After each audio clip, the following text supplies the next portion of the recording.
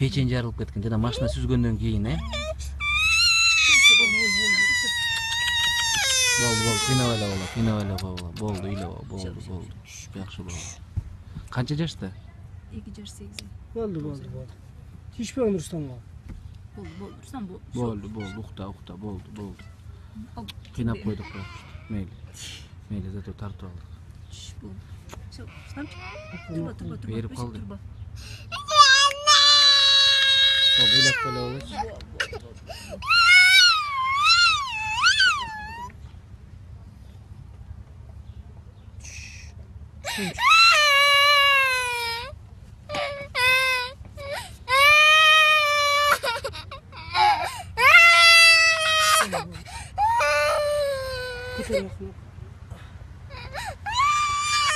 Сен айтып берсең эми кандай болгон окуя? Кыска. Бул деген неме болду да.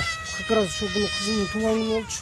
Кайсы числода болду? 8-iyun күнү болот. Саат 5:30-6 чамасында болот. 8-iyun күнү? 8-iyun күнү. Ошол күнү кызым каза болгон кызымдын туулган күнү болчу да. Анан ошол күнү деген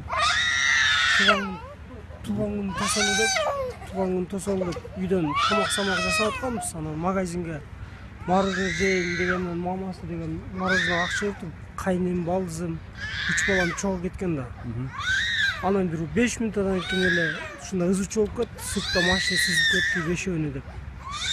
Так, 5-өөнү болгондо сенин 3 балаң? Менин 3 балам, анан бир кызың, 2 уулуң?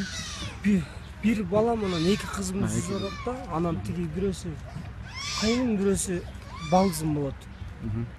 Анан үчөөнү сразу эле экөө жакшы, аябай жаракат алган эмес да.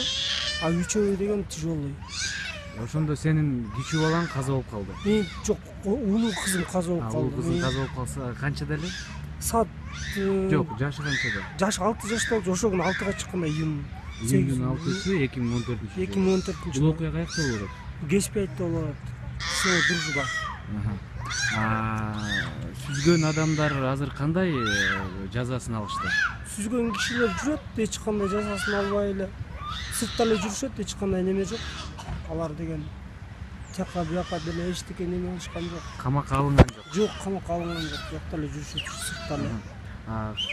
Ким деген тергөөчү кайсы район карап атат? Исахатинский районунун немеси карап атат. Тергөөчү деген аты биринчи бир жаш бала карап, мен ошол күнү кызым похорон болуп каза болгон күндөн кийин деген 9 күндөн кийин следователь көрдүм биринчи жолучу.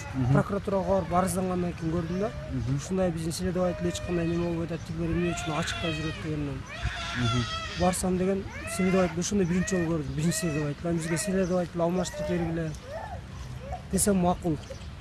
Которуп беребиз деп, мына экинчи следовательди кылды. Бул деле эч кандай результат жок да. Ошондо турган 5 адамды ким деген адам, эмне деген машинада сүзүп атат? Форд деген машина экен, бирок мен аны көргөн жокмун. Фордтучу мен ошол момент үйдөн чыгып барсам, уже машинаны алып коюшту, жок машина. Ошо сүзгөн жерден машинаны алып уже скрывать этип коюшту да. Жаңы жерде чачылган шлепкалары жок, мороженое жеп келе чыккан, ал морожененин кагаздары жок. Тоже буну кат коюшкан да, заранее элечи. Андан кийин биз кийин барып деген мусордон өзүм барып таап келдим. Ошо Фордтун астында деген бир пластмассасы бар экен, моундай. Ошо пластмассасын мусордон барып издеп жүрүп таап келдим. Точно ошол машина экен. А следователь экинчи следовательдин колунда ал. Тиги кызыңдын каза болгон окуяны айтып берсең, мындай кандайча каза болду? Жана айтып атпайсыңбы? Дөңгөлөктүн астынан сууруп чыгайын десе, тиги атасы мас болуп, кайра машина отуруп, дайыр жолу айдап кетти деп атпайсыңбы? Бул деген кызы рулда отуруп бараткан ошол моменттечи. Анан жолдун жээгинен деген түз барат эле резкий чыгып кетиптир да. Бул сол жак көздөчү. Кыздарым деген могу үстүндө мына көк чөптүн үстүндө газон жакта ушул жакта ойноп атышкан экен. Анан кийин мен ошол моментте кайным бул дөңгөлөктүн астында, тиги кичүү балам бул дөңгөлөктүн астында калып тур, бири оң жакта, бири сол жакта. Ошол моментте улуу кызым, каза болгон кызым неменин ортосунда калып тур, капоттунчу. Ошо соседтер көргөн кишилер айтып берип атат. Biz ikinci döngülükü basıp geletken surup aldık deyip da. Onu orta joktan surup aldık deyip. Tigi balam var, biz ar jagına. Tigi kaynımды surup alıp da ошол времяда тиги астында калып тур, машинанын астында кызым. Кыз ошондо заглен кыз деген аяк кырып кыйкырып эле ар жагынан чыкканда, атасы бул жактан келип тур, машинага отурганда резкий кайра айдап салган, астындагы кызды көрбөй туруп. Тиги сосед айтып, астындагы кызым дейт. мен ойлопмун көргөн азыр машина айдабайт десем тиги Ал жанталашып чык. ошол кезде мас абалында болгондо болчу. Мас, аял. Эгерде мындай бир эме барбы? Балким эгерде ошол киши айдап кетпегенде балким кызың тирүү калат деген бир ойлор. Тирүү калмак, анткени деген мен анимацияга келгенде сүйлөштүм да. Тияктан өзүн жоготуп келген Чуйский больницага. А мен ошол моментте скорыйга келсем, кызым өзү акыл эсине келип калыптыр. Мен могу жерден врачтарды көрүп турдум, мен ошол жерден сүйлөшүп турдум, кызымды кучак десем кучактап, аны өп десем өп, аны неме болду? Өзүңө келип мындай эме эмоция калтырбай сүйлөсөң, өзүң сабыр кыл, эчтеке болду. Кучакта дегенде мени кучактады да. Анан менен сүйлөшүп, доча мороженое алып берем, паркка барасың десем, мен паркка барам папа деп менен сүйлөшүп атып, бирок бул жакта капталдар аябай ишип кеткен. Анан бул жериң ооруп атабы десем, жок папа, эч жерим ооруган жок, анткени деген обезболивающий укол салып коюптур дагычы. Мен сразу билдим анычы. А мен көзүм көрбөй атат папа деп, кол менен мынан кол менен ачты. Кызымчы. Анан ошол времяда Чуйский больницада баламды жакшы, здоровый, нормально эле деп тиги муну принимать этпей коюптур. Больницаданчы. Анан муну деген кайнелер машина жүктөп келди өзүнчө отдельно. А кызымды Кайсы больница? Чуйский больницадан. Кабыл албай койгон. Жок, тиги балаң жакшы, күчү балаң жакшы деди да. А мен бул жактан Хорошо, түшүндүм. Эми азыр кандай бир чараларды колдонуп көрүп атасыңар? Могу айдоочуга, эмеде рулда отурган кыз деп атасыңар. Алар азыр сыртта эле жүрөт. Сыртта эле жүрөт. Аты жөнү ким? Каякта иштешет экен? Эмне Ал кылышат? деген кеспи айтты, бул кыз ошо урган кыз деген бухгалтер болуп иштейт экен ошол жактачы. Эмнеде, кайсыл тармакта? Ошо билбейм, уже кайсы тармакта экенин ал кызды деле көрбөпмүн, өзү ылдый жакта сосед экен.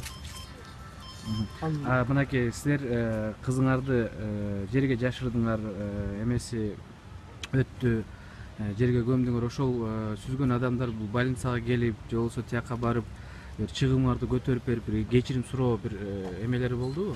Жок, эч кандай неме жок. Просто баягында кыздын похорону болгондун эртеси күнү келип туруп, менин кызым тиякта отурат, жүрөгү ооруйт, ошону деген үй камагына чыгарып бергиле деп келиптир атасы менен апасычы.